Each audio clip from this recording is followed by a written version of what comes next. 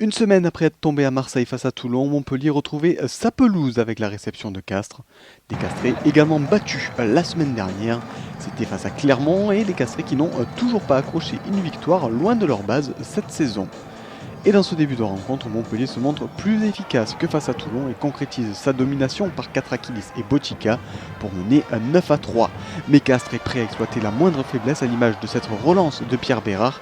Sur son aile, David Smith fait également la différence. La défense montpelliéraine est sur le reculoir et subit la charge de Smith. Castres se met en place dans les 22 du MHR avec Cocotte à la baguette.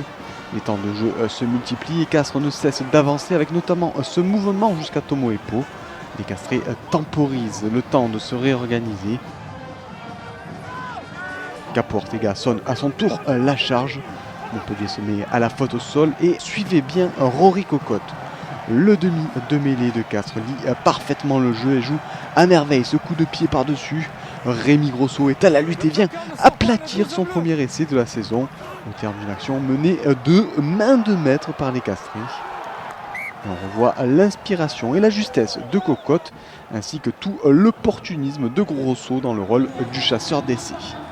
Cocotte que l'on retrouve quelques minutes plus tard pour une pénalité qui redonne l'avantage à Castres. 13-12 pour les hommes de Christophe Furios. Bousculé, le MHR va faire appel à l'un de ses points forts, la puissance de ses avants. Longue séquence sur la ligne castraise avec du jeu sans passe, les Montpelliérains s'organisent sous les poteaux pour fixer la défense castraise. Duplessis sort finalement le ballon et c'est Kera qui est trouvé pour venir marquer l'essai des Montpelliérains dans cette première période. Un essai à la montpelliéraine, tout en puissance. Mais la réalisation est aussi collective du côté de Montpellier. D'abord avec ce ballon amené juste sous les poteaux par l'ensemble des avants du MHR, puis avec le soutien de Galetier qui aide Kera pour franchir la ligne. Et donc juste avant la mi-temps, Montpellier reprend les devants dans ce match et mène 19-13 après la transformation de Botica.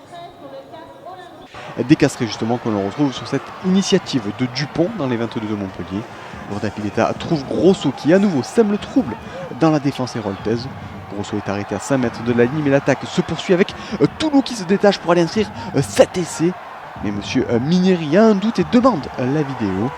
Et l'arbitre va finalement refuser cet essai au Castré puisque Toulou a ramassé ce ballon en position illicite puisqu'il n'est pas le dernier à être entré dans le ruck.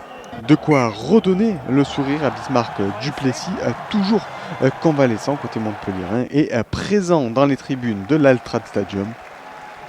La fin de la rencontre est à l'image de ce match âpre et disputé. Distancé, Castres peut encore espérer accrocher un bonus défensif, mais c'est Montpellier qui va finalement se mettre à l'abri suite à cette nouvelle pénalité réussie par Botica. Botica à 100% dans cette rencontre. Le demi d'ouverture montpelliérain qui scelle le sort de ce match. Le MHR s'impose 28-19 et retrouve le parfum de la victoire après son revers de la semaine dernière et se replace en haut du classement. Castres a bousculé les Héroltais mais repart bredouille, la faute notamment à de nombreuses erreurs et imprécisions. Castres qui devra encore patienter pour accrocher un succès à l'extérieur.